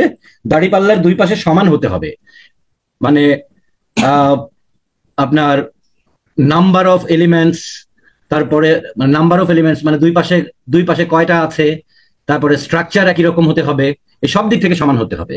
তাহলে দাড়িপাল্লার মাঝখানে তো একটা সুতা থাকে ধরার জন্য। এই সুতাটা কি? এই সুতাটা হচ্ছে, এই যে আমি ইয়ে করে দিচ্ছি, এটাকে অন্য কালার করে দিচ্ছি। হ্যাঁ, এই ল্যাঙ্গুয়েজ অফ কম্পারিজন যেটা, সেটা হচ্ছে সুতাটা। এটাকে নীল করে দিলাম। হ্যাঁ, এটাকে নীল করে দিলাম, এটা হলো দাড়িপাল্লার সুতা। এখন আর 2 পাশে হলো দাড়িপাল্লার দুই দুই পাল্লা। তাহলে এখন এই বেটার দেন হলো সুতা, এটা যদি আমি ঝুলায় ধরি, তাহলে এই পাশে আছে এক্স ইজ, তাহলে এই পাশেও হতে হবে ওয়াই ইজ। এখন কি সমান আছে না? একদম সমান দেখা যাচ্ছে। দেখেন, দেখা যাচ্ছে নীলের 2 পাশে এক্স ইজ ওয়াই ইজ, অর্থাৎ এক্স এবং ওয়াই আবার একই ধরনের জিনিস, কম্পেয়ারেবল। যে এক হাতে আম আর এক হাতে আলু থাকলে হবে না, এক হাতে কমলা এক হাতে আপেল থাকলে হবে না। তাহলে এক্স ওয়াই দুইটা আলাদা নাম কিন্তু একই জাতীয় জিনিস। তাহলে এক্স ওয়াই কাটাকাটি, ইজ ইজ কাটাকাটি, দাড়িপাল্লা সমান। আর মাঝখানে এই যে কম্পারেটিভ এবং এই দেন হলো গিয়ে দাড়িপাল্লার সুতা। দেখা যাচ্ছে না? সবাই দেখতে পাচ্ছেন? একটু লেখেন তো, সবাই কি বুঝতে পারছেন? মানে স্কেল ফর্মুলাটা বুঝতে পারছেন যে দাড়িপাল্লা আমি কিভাবে সমান করলাম? ঠিক আছে, তো এইটা বুঝে গেলে তখন বিরাট লম্বা সেন্টেন্সও দাড়িপাল্লা সমান থাকবে, ভুল হবে না কখনো। ঠিক আছে, এখন আস্তে আস্তে আসি। দেখেন, এখন যদি কেউ বলে he is better than me সঠিক, নাকি he is better than I সঠিক? আচ্ছা, এখন এখানে ইজটা কি হবে? পরে যারা গ্রামারিয়ান বা ভাষাবিদ যারা, তারা ঠিক করলেন যে অক্সিলারি ভার্ব শেষে থাকাটা সৌন্দর্যের জন্য হানিকারক। সো মানে এটা সৌন্দর্যের জন্য ধরে নেওয়া হয়েছে যে ইজ এই পাশে আছে আর কি, এটা আমরা জানি, এই ইজটাকে উজ্জ্ব রেখে দিই। এই জন্য X is better than Y correct. তাহলে প্রথমে ফর্মুলাটা বোঝা, তারপরে হচ্ছে যে সৌন্দর্য। এখন একইভাবে দেখি, এইটাকে ঠিক করি, হি ইজ বেটার দেন দাঁড়িপাল্লা, তাহলে হি ইজ, তাহলে মি তো কিছুই হচ্ছে না, হি হলো সাবজেক্টিভ, মানে সাবজেক্টের মতো। তাহলে মি এর সাবজেক্ট কি? মি এর সাবজেক্ট হলো আই, তাহলে হওয়ার কথা আই, তাও এম ও নাই, এম। এখন দেখেন 2 পাশে সমান দেখা যাচ্ছে, হি আই ইজ এম, মানে যার সাথে যে যায় সমান ওজন, হি ইজ আই এম, এই সমান দেখা যাচ্ছে। This is the correct sentence. এখন ওই যে সৌন্দর্য বর্ধনের শেষে অক্সিলারি ভার্ব থাকলে এটাকে উজ্জ্ব ধরা হয়, মানে এটি আছে ধরে নিয়ে সৌন্দর্যের জন্য এটাকে না লেখা হয়। এই জন্য he is better than me wrong, he is better than I হচ্ছে কারেক্ট। হাউএভার স্পোকেন ইংলিশের ক্ষেত্রে কিছু ইনফর্মাল এবং ইনকারেক্ট ভার্সন ইউজ করতে করতে এটাকে ছাড় দেওয়া হয়েছে। ছাড় দেওয়া হয়েছে মানে চলবে। এখন যখন ইন্টারন্যাশনাল টেস্ট আসে, তখন কি চলবে লাগবে নাকি নিয়ম লাগবে? নিয়ম না জানলে ছাড় নেওয়ার যোগ্যতা আমার নাই। এজন্য ইন্টারন্যাশনাল টেস্টে নিয়ম টেস্ট করা হয়। ঠিক আছে, যেটা চলবে সেটা রং হবে তখন টেস্টের ক্ষেত্রে। আর এমনি কথা বলার ক্ষেত্রে এটি চলবে। কিন্তু কেউ যদি আপনাকে চ্যালেঞ্জ করে, আপনি বলবেন আমি জানি he is better than I, but spokenly informally it is somehow granted. কথা বুঝাইতে পারছে কিনা? ক্লিয়ার? এক্সপ্লেনেশন ক্লিয়ার কিনা? Okay, fine. তাহলে এখন এই যে সমান ফর্মুলা, পুরা যে কোনো দেন স্ট্রাকচার সমান ফর্মুলা। এখন দেখি এই যে আমরা বলি দেন দ্যাট অফ, এটা কোন জিনিস, এ কোন মাল দেখি আমরা। এখন সমস্যাটা কি জানেন, এইখানে এক্স ছিল, সাবজেক্টটা ছিল একটা সিঙ্গেল শব্দ, এখানেও ছিল সিঙ্গেল শব্দ ভার্বের আগে। যখনই একাধিক শব্দ হয়ে যায়, দা ক্লাইমেট অফ চিটাগাং, চারটা শব্দ, তখনই এই দ্যাটের বিষয়টা আসে, কারণ এটা এক্স আর হির মতো সিঙ্গেল শব্দ না। আচ্ছা, এখন আমাকে সবাই বলেন দ্য ক্লাইমেট অফ চিটাগাং। আমরা অনেক কথা বলি একটি শব্দ বোঝানোর জন্য, যেমন যদি বলি যে আপনার কাগজের মলাট, বাংলায় বলি কাগজের মলাট, ইংলিশে বলি মলাট অফ কাগজ। মলাট অফ কাগজ সমান সমান কি, মলাট নাকি কাগজ? বলেন, কাগজের মলাট এটা কি মলাট নাকি কাগজ? মলাট, ভেরি গুড। তাহলে ইংলিশে আমরা খেয়াল করলে দেখবো যে অফ দিয়ে যে কোনো কিছু বললে তার আগেরটি মূল শব্দ। যেমন দ্য ক্লাইমেট অফ চিটাগাং সমান সমান ক্লাইমেট, ঠিক আছে? এখন দাঁড়িপাল্লা ফর্মুলা কি, উভয় পক্ষ সমান হতে হবে, মানে উভয় পক্ষ একই জাতীয় জিনিস হতে হবে, একই সংখ্যা হতে হবে, একই স্ট্রাকচার হতে হবে, সব এক হতে হবে। এখন তাহলে বেটার দেন কে আবার নীল করি, দেখি দ্য ক্লাইমেট অফ ঢাকা, এইটার হেডওয়ার্ড, এটাকে বলি হেডওয়ার্ড। যখন একটা ফ্রেজ থাকে মানে একাধিক শব্দ মিলে থাকে, তার একটা হেডওয়ার্ড থাকে। তাহলে দ্য ক্লাইমেট অফ চিটাগাং সমান সমান যেহেতু ক্লাইমেট, অথবা এটার হেডওয়ার্ডটাকে আমি কি করলাম, গ্রিন করলাম। So the climate of Chittagong is better দেন ঢাকা। এখন হেডওয়ার্ড হচ্ছে ক্লাইমেট, যখন বেটার দেন ঢাকা বলেন, ঢাকা ইজ এ প্লেস, আর এই পাশে আছে আসলে দ্য ক্লাইমেট অফ চিটাগাং সমান সমান climate. You are comparing the climate with a place, and therefore this is wrong. Scale ফর্মুলায় রং প্রমাণিত হইলো, ঠিক আছে না? তাহলে এই ভুলটার একটা নাম আছে, এই ভুলটার নাম হলো অ্যাপেলস এন্ড অরেঞ্জেস। এটা এমনই একটা মারাত্মক ভুল যার নাম হচ্ছে অ্যাপেলস এন্ড অরেঞ্জেস। কারণ কম্পারিজনে আমি শুরুতেই বলে নিয়েছিলাম আজকে একই জাতীয় জিনিস হতে হবে। এক হাতে আপনার আপেল, আরেক হাতে আলু থাকলে হবে না। এক হাতে, তার মানে মানে বিদেশি ভাষাবিদরা বলছেন যে আপনি এক হাতে কমলা আর এক হাতে আপেল নিয়ে আপনি তুলনা করছেন। সো এই ভুলটাকে বলা, এই ভুলটারই একটা নাম, এই ভুলটার নাম হচ্ছে অ্যাপেলস এন্ড অরেঞ্জেস। কখন ঘটে, যখন একটা লম্বা ফ্রেজ সাবজেক্ট হয়, তুলনার এক পার্টি যখন একটা লম্বা ফ্রেজ হয়। So the climate of Chittagong কি আপনি চিটাগাং ভাবতেছেন নাকি ক্লাইমেট ভাবতেছেন, এইটার কারণে সমস্যাটা হয়, বোঝা যাচ্ছে? আচ্ছা, তাহলে দ্য ক্লাইমেট অফ চিটাগাং যেহেতু climate, so climate should be compared with another places climate. তাহলে এটা হওয়া উচিত ছিল the climate of Chittagong is better then the climate of Dhaka. এখন আমার দাঁড়িপাল্লা ফর্মুলা সমান আছে, দেখি তো। দ্য ক্লাইমেট অফ ঢাকা তো আবার ক্লাইমেটই, বাট একই জাতীয়, একটা ঢাকার ক্লাইমেট, একটা হলো চিটাগাং এর ক্লাইমেট। নাও উভয় পক্ষ সমান আছে, the climate of Chittagong of Dhaka, মাঝখানে দাঁড়িপাল্লার সুতা বেটার দেন। এখন আসি, তাহলে প্রথমে হলো গিয়ে দাঁড়িপাল্লা ফর্মুলা, তারপরে হলো সৌন্দর্য বর্ধন। কি বলেছি? তাহলে ড্যান স্ট্রাকচারের দুইটা বিষয়, একটা হলো দাঁড়িপাল্লা ফর্মুলায় সমান হইতে হবে, তারপরে সৌন্দর্য বর্ধন। শেষে যেমন আপনার এখানে যে অক্সিলারি ভার্ব থাকলে সৌন্দর্য বর্ধনের জন্য বাদ দেই, এখন যখন একাধিক শব্দ এরকম আসে, দ্য ক্লাইমেট অফ অমুক, তখন সৌন্দর্য বর্ধনের ফর্মুলাটা হচ্ছে নাউনের বদলে আমরা যদি বারবার করিম বলি, তো তার বদলে কি বসাই, হি বসাই। বারবার কাউনা বলে বলি ইট, তাহলে নাউনের পরিবর্তে কি ব্যবহৃত হয়, লিখেন, চ্যাট বক্সে লিখেন। নাউনের বদলে কি, নাউনের বদলে গ্রামারে কোন পার্টস অফ স্পিচ ইউজ হয়, প্রোনাউন। ফাইন, তাহলে সৌন্দর্য বর্ধনের জন্য এখন দ্বিতীয়বার নাউনের পরিবর্তে আমরা প্রোনাউন ব্যবহার করব। তাহলে এখন আমরা দা কেও নিয়ে নেই, দা ক্লাইমেট, এই যে দা ক্লাইমেট, এই পুরোটাকে গ্রিন করি, কারণ দা ক্লাইমেট আর ক্লাইমেট একই আর কি, খালি ঢাকা আর চিটাগাংটা আলাদা। তাহলে দা ক্লাইমেট, তাহলে এখন কোন নাউন দ্বিতীয়বার আসছে, মানে দুইবার আসাতে সৌন্দর্য নষ্ট হয়েছে, দা ক্লাইমেট। সো এই দা ক্লাইমেটটাকে এই নাউনের পরিবর্তে আমরা দ্যাট নামক প্রোনাউন বসাবো। সবাই বুঝতে পারছে? এই দা ক্লাইমেট যেহেতু দ্বিতীয়বার এসেছে, করিম যেমন দ্বিতীয়বার আসলে আমরা জন, করিম নাম দ্বিতীয়বার আসলে হি বসাই, দ্য কাউ দ্বিতীয় সেন্টেন্সে না লিখে ইট লিখি। একইভাবে এই বেটার দেনের যে সুতা, এটার দ্বিতীয়বারে দা ক্লাইমেট শব্দটির পুনরাবৃত্তি বা রিপিটেশন না করে দা ক্লাইমেটের পরিবর্তে লিখলাম দ্যাট। এখন এই পাশে অফ আছে বলে অটোমেটিক অফ হয়ে গেছে, আমরা ধরে নিয়েছিলাম দ্যাট আর অফ একসাথে, দ্যাট অফ। এটা আমাদের ছোটবেলায় কেন যেন এইভাবে বলা হয় নাই, কিন্তু আমরা নিজেরাই শিখে নিছি মানে ভুলক্রমে দ্যাট আর অফ বাপদাদার সম্পত্তির মতো ওই দুই ভাইয়ের এক জমি না, ঠিক আছে? এটা হচ্ছে গিয়ে জাস্ট দ্য ক্লাইমেট শব্দের রিপিটেশনের জন্য দ্যাট আমি বসিয়েছি, দ্যাটের সাথে অফের কোনো সম্পর্ক নাই, অফ এই পাশে ছিল তাই আছে। আর প্রেপোজিশনের রেপিটেশন এড়ানোর জন্য কোনো এলিমেন্ট পার্টস অফ স্পিচ নাই বলে প্রেপোজিশন ঠিক থাকবে, কারণ প্রেপোজিশনের মানে মূল মালিক হচ্ছে আসলে তার পরেরটা, যে প্রিপোজিশনের পরে নাউন প্রোনাউন হয়। তো তারপরে এই অফের পরে যেহেতু চিটাগাং আছে, আর এই অফের পরে যেহেতু ঢাকা আছে, অতএব এই অফ শুধুমাত্র ঢাকা এবং চিটাগাং দুটি ভিন্ন বিষয়কে যুক্ত করেছে, কাজে অফের রিপিটেশনের কোনো প্রশ্ন নাই। এই বিষয়টা ক্লিয়ার হয়েছে কিনা? রিপিটেশন কিভাবে এড়াই, রিপিটেশন কিভাবে এড়াই ক্লিয়ার হয়েছে কিনা? প্রথমটা হচ্ছে নাউনের পরিবর্তে না, প্রথমটা হচ্ছে গিয়ে আমরা কি করি, আমরা দাঁড়িপাল্লা ফর্মুলায় সমান করি, তারপরে নাউনের রিপিটেশন এড়াই। কোন ক্ষেত্রে? যখন লঙ্গার ফ্রেজ থাকে। আচ্ছা, তাহলে এখন দ্যাট অফ বাপদাদার সম্পত্তি না বলছি, তো তার মানে এই পাশে যদি অফ থাকে এই পাশে অফ হবে, এই পাশে যদি ইন থাকে এই পাশে ইন হবে, এই পাশে যদি অ্যাট থাকে তাহলে এই পাশে অ্যাট হবে। তার মানে এইটাও possible, that in that at, যেটা আমরা বাপ জন্মে কোনোদিন শুনি নাই, কারণ তার আগের ব্রিক বিল্ডিং মানে যে বিল্ডিং ব্লকই তো আমার ঠিক নাই। ইট দিয়ে যেমন বিল্ডিং করা হয়, এখন ইট যদি 2 নম্বর থাকে তাহলে পুরো বিল্ডিং ভাঙতে হবে, যেন পুরো বিল্ডিং ভাঙলাম আপনারে। দ্যাট অ্যাটও সম্ভব, দ্যাট ইনও সম্ভব। কিভাবে দেখাই? ধরেন the price of potato in 1980। এখন আপনি যে এই টাস্ক 1 এর জন্য তো শেখাচ্ছি এটা, তাহলে এই গ্রাফে আছে মানে পটেটোর দামের গ্রাফ। এখন বারবার কি দ্য প্রাইস অফ পটেটো আপনি মানে এটা তো পটেটো অলরেডি আপনি 2-3 লাইনে লিখছেন, এখন মনে করেন এটা মাঝখানের লাইন, তাহলে বারবার কি পটেটো লেখার দরকার আছে বলেন তো? আর আমি যদি তারপরের লাইনে রাখি the price in 1990, it is already understood যে আমি তো আগেই বলছি পটেটো, তাহলে সেই ক্ষেত্রে বারবার তো আমার প্রাইস অফ পটেটো দিয়ে আমার শুধু মানে ওয়ার্ড বাড়ানোর দরকার নেই, আমার টাইম কম। তাহলে তখন আমরা এইভাবে লিখবো দ্য প্রাইস অফ পটেটো, এটার পরিবর্তে ধরেন আমরা সেন্টেন্সটা এইভাবে লিখবো দ্য প্রাইস ইন 1990।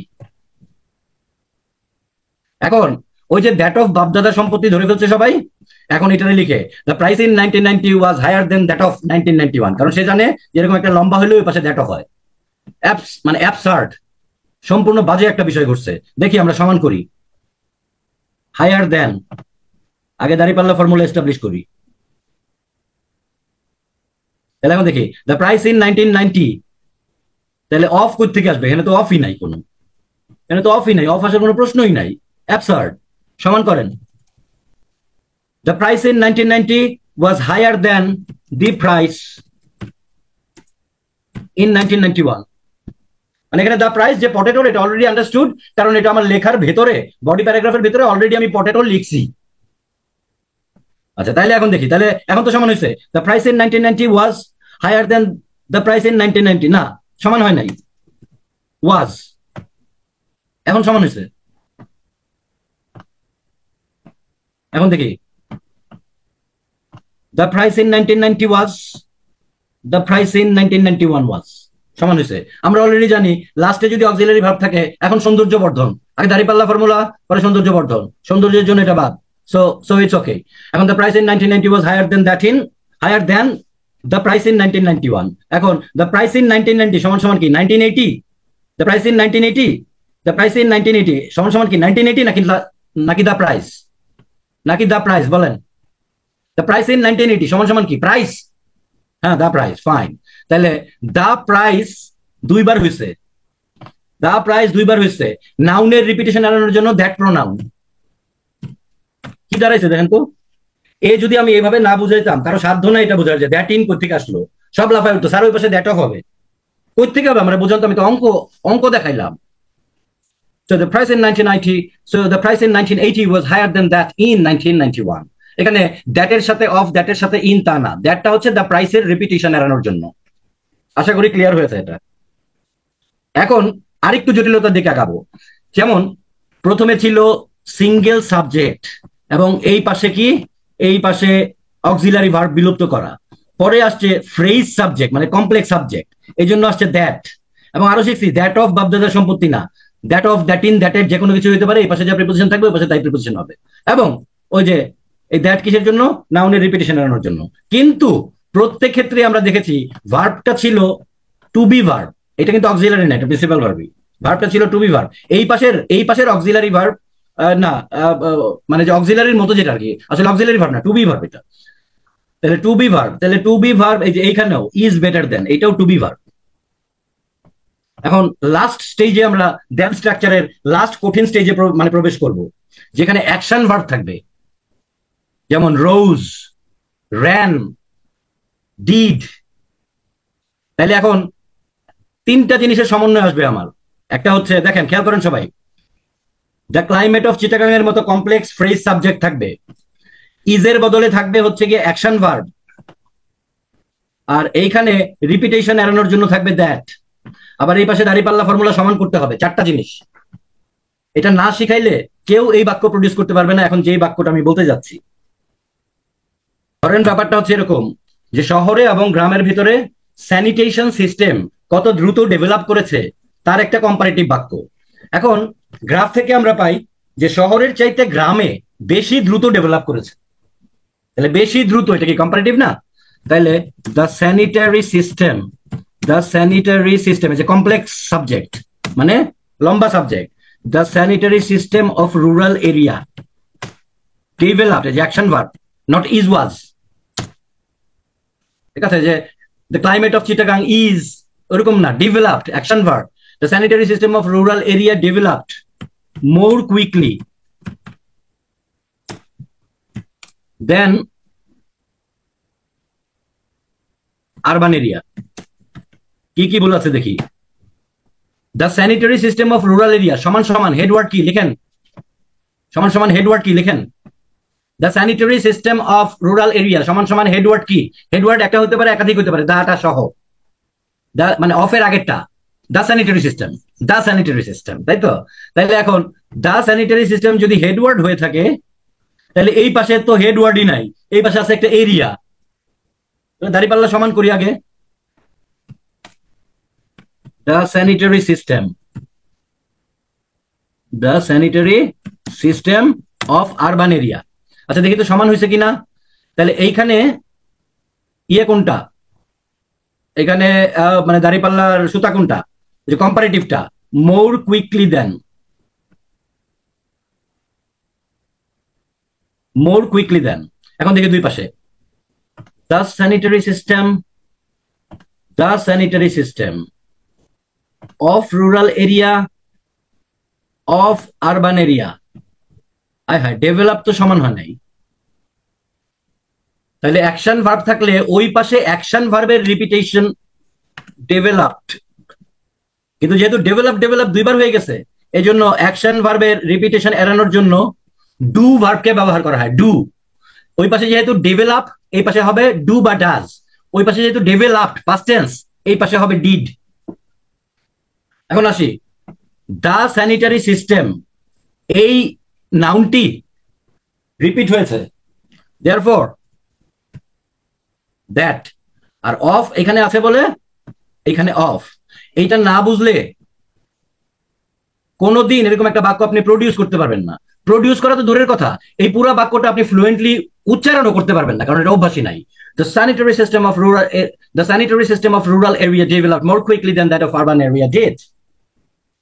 However, এই ডিডটা এই ক্ষেত্রে যেহেতু বেশি কমপ্লেক্স, এই ক্ষেত্রে সৌন্দর্য বর্ধনের জন্য ডিডটা না মুছলেও চলবে, থাকলেও হবে,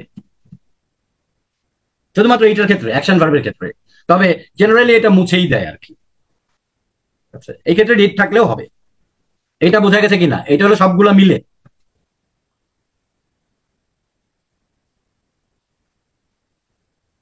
আপনি যদি আইএলস রাইটিং এর ভিতরে এরকম একটা বাক্য লিখতে পারেন, এইখানে আপনার গ্রামাটিক্যাল রেঞ্জ এন্ড অ্যাকিউরেসি আপনার বিরাট মার্ক বেড়ে গেল, কারণ এরকম একটা বাক্য প্রডিউস করার মতো মানে ক্যান্ডিডেট নাই। অথচ এখানে একটা শব্দ আপনার অজানা না, বাট স্ট্রাকচারটা প্রডিউস করার জন্য ডিপ লেভেল আন্ডারস্ট্যান্ডিং দরকার। এখন আসি ফাইনালি, যেহেতু একটু টাইম লস হয়েছে আমাদের, 10 মিনিট আমরা একটু বেশি করব, শেষ করে দেবো আজকে। তাহলে শুধু দেন দিয়েই কি কম্পেয়ার করা হয়? না, কম্পেয়ারের আরো অনেক ওয়ে আছে। Then is one of the common most ways, common most ways. তাহলে কে কার কত গুণ, এটিও কম্পারেটিভ ল্যাঙ্গুয়েজ। দেখা গেল যে এক বছরে ছিল 100, আরেক বছরে হয়েছে 500। তো বলেছিলাম না যে সিগনিফিকেন্ট কম্পারিজন গুলো বলতে হবে। তখন আপনাকে বলতে হবে যে 10 বছর পরে প্রোডাকশন আগের 10 বছরের তুলনায় 5 গুণ হয়ে গেছে। তাহলে তখন আপনি কিভাবে বলবেন? The production in 2000 was twice as many. যদি কাউন্টেবল নাউন হয় অ্যাজ মেনি হবে, আনকাউন্টেবল নাউন হয় তাহলে অ্যাজ মাচ হবে। যদি না বুঝতে পারেন কাউন্টেবল নাকি আনকাউন্টেবল, দুইটার জন্যই কমন হচ্ছে হাই। তাহলে the production in 2000 was twice as high as that in 1999। এই যে দ্যাট ইন হলো, দেখেন দ্য প্রোডাকশন ইন 2000, তাহলে এই দ্যাটটা কি অলরেডি আমরা জানি। তাহলে শুধুমাত্র যে দ্যান স্ট্রাকচারের জন্য দ্যাট হচ্ছে তা না, যে কোনো কম্পারেটিভ ল্যাঙ্গুয়েজেই বা যে কোনো ইংলিশ মানে স্ট্রাকচারেই দ্বিতীয়বার নাউনের রিপিটেশন এড়ানোর জন্য জেনারেলি কম্পারেটিভ মানে স্ট্রাকচার এটি বেশি হয়ে থাকে, আমরা দ্যাটটা ব্যবহার করব। এখানে দ্যাট মানে দ্য প্রোডাকশন। সো এরকম একটা বাক্য, কত সুন্দর বাক্য, the production in 2000 was twice as high as that in 1999। আচ্ছা, এখন টুয়াইস হলো দ্বিগুণ, যদি 2 গুণের বেশি হয় তাহলে কিরকম হবে? n টাইমস হবে, মানে 3 টাইমস, 4 টাইমস, 5 টাইমস। থ্রাইস বলে একটা শব্দ ছিল 3 গুণ, এটা ইংলিশে এখন ডেড ওয়ার্ড বা মৃত শব্দ বলে ঘোষণা করা হয়েছে। It doesn't exist. কাজে থ্রাইস ব্যবহার করবেন না, এটা অবসলিট ল্যাঙ্গুয়েজ। টুয়াইস আছে বাট তারপর থেকে থ্রাইস নাই, 3 টাইমস, 4 টাইমস, 5 টাইমস। এইটাকে যদি আমি ইংলিশ লিখতে বলতাম, বেশিরভাগই এইটা লিখতে পারতো না, লিখতো ইট ওয়াজ ডাবল ইন 1 ইয়ার। মনে রাখবেন, এই রিপোর্ট রাইটিং এ, ডেটা রিপোর্ট রাইটিং এ ডাবলকে এজেক্টিভ হিসাবে ব্যবহার করা হয় না, ভার্ব হিসাবে ব্যবহার করা হয়। ডেটা বা রিপোর্ট রাইটিং এ it was double of that, এই ধরনের কোনো ইংরেজি নাই। এটা হয় তখন টুয়াইস অ্যাজ মেনি অ্যাজ বা টুয়াইস অ্যাজ মাচ অ্যাজ বা টুয়াইস অ্যাজ হাই অ্যাজ, অথবা দ্য প্রোডাকশন অথবা it doubled in next 2 years to 400 units. Doubled, খেয়াল করে দেখেন, এটি ভার্ব হিসেবে ব্যবহৃত হয়েছে। আবারও বলছি, সতর্কবাণী, it was double to that, it was double of that নাই, ল্যাঙ্গুয়েজ নাই। হয় ডাবলড অথবা it was twice as high as. ঠিক একই রকম ভাবে থ্রাইস হবে না, বা ট্রিপলড হবে। তাহলে ডাবলড এর মতো আর কি কি ব্যবহার হতে পারে? 4 গুণ হয়েছিল, 2 গুণ হয়েছিল, মানে ভার্ব হিসাবে ডাবলড, ট্রিপলড, কোয়াড্রাপলড। এর বেশি আর লাগে না। আরো কম্পারিজনের ল্যাঙ্গুয়েজ আছে কমন, যেমন আমরা বলি এইটা একই ধরনের ছিল, তাহলে হবে সিমিলার টু। অনেকে লিখে সিমিলার উইথ ভুলে, similar is always followed by to. একইভাবে অনেকে লিখে ফেলে ডিফারেন্ট দেন।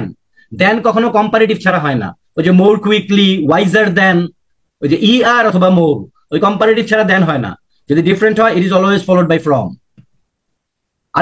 আরেকটা বলে দিচ্ছি, এটা হচ্ছে এখনকার জেনারেশন ব্যবহার করে, অ্যাজ লাইক অ্যাজ। মনে রাখবেন, অ্যাজ মানে মতো, লাইক মানে মতো, অ্যাজ মানে মতো। অতএব অ্যাজ লাইক অ্যাজ মানে মতো মতো মতো, which is an absurd language in English language. English ল্যাঙ্গুয়েজের যে আছে তাতে করে এই যে এটা এক্স এক্স লিখেছি মানে কাটা। এখন যদি কেউ বলে অ্যাজ লাইক, ওই একই জিনিস, অ্যাজ লাইক মানে মতো মতো, অ্যাজ লাইক অ্যাজ মানে মতো মতো মতো। এখন কেউ বলতে পারেন যে ওই যে sir twice as many as যে লিখলেন, অ্যাজ হাই অ্যাজ লিখলেন, as high as, as high as, as good as, এটা তো ইংলিশে আছে, খুব ভালো কথা। দেখেন দুই পাশে অ্যাজ যখন, তখন মাঝখানে সবসময় এজেক্টিভ, মাঝখানে সবসময় এজেক্টিভ। ইংলিশে লাইক দুইটা, একটা হলো লাইক পছন্দ করা ভার্ব, আরেকটা হলো লাইক প্রেপোজিশন। প্রেপোজিশন লাইক যখন মতো, এটি প্রেপোজিশন। কাজেই এই গুড আর হাই এর মতো, এই গুড আর হাই এর মতো, এই গুড আর হাই এর মতো এই দুই পাশে অ্যাজ কোনো প্রেপোজিশন নিতে পারে না। তাহলে as to as for as, হ্যাঁ, অ্যাজ অফ অ্যাজ এগুলো থাকতো। পরিষ্কার হয়েছে কিনা? এই অ্যাজ লাইক অ্যাজ পরিষ্কার হয়েছে কিনা বলেন? একটু লিখেন ইয়েস নো, বোঝা গেছে কিনা? তাহলে হয় অ্যাজ অথবা লাইক, যে কোনো একটা। দেখছি আজকে আর পড়বো না, এই তো শেষ, আমিও আজকে আর পড়াবো না। ফাইনালি সেম টু সেম, এটাও আমাদের জেনারেশন বলে থাকি। এই ধরনের কোনো ইংলিশ নাই। ইংলিশে সেমের দুইটা চামচা, তার আগে দা, পরে অ্যাজ। তবে কিনা দায়ের বেতন বেশি, অ্যাজের বেতন কম। দুই চামচার ভিতরে দায়ের বেতন বেশি, অ্যাজের বেতন কম। কারণ কি? কারণ দায়ের ডিউটি হচ্ছে সবসময় সেমের আগেই থাকা, এর মাঝখানে কেউ ঢুকতে পারবে না। অ্যাজের বেতন একটু কম, কারণ হচ্ছে অ্যাজের একটা ফ্রিডম আছে, সে মাঝখানে অন্য কাউকে ঢুকতে দিতে পারবে, কিন্তু সামনে থেকে পিছন দিকে খেয়াল রাখতে হবে বসকে।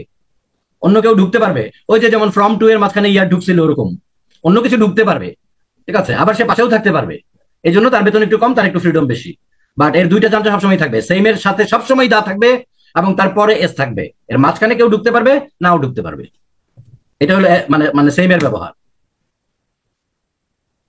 তো মোটামুটি যা বললাম language of change and comparison, যেগুলো ভুল এরিয়া ছিল এগুলো আমি পড়ানোর চেষ্টা করেছি, ঠিক আছে? এবং দেখেন, খেয়াল করে দেখেন, সবগুলাই ভুলে ভরা ছিল আমাদের। তো এইগুলো যদি আমরা ঠিক করে ফেলতে পারি, তাহলে টাস্ক ওয়ানে তো আমার ল্যাঙ্গুয়েজটা অনেক রিচ থাকবে, তাই না?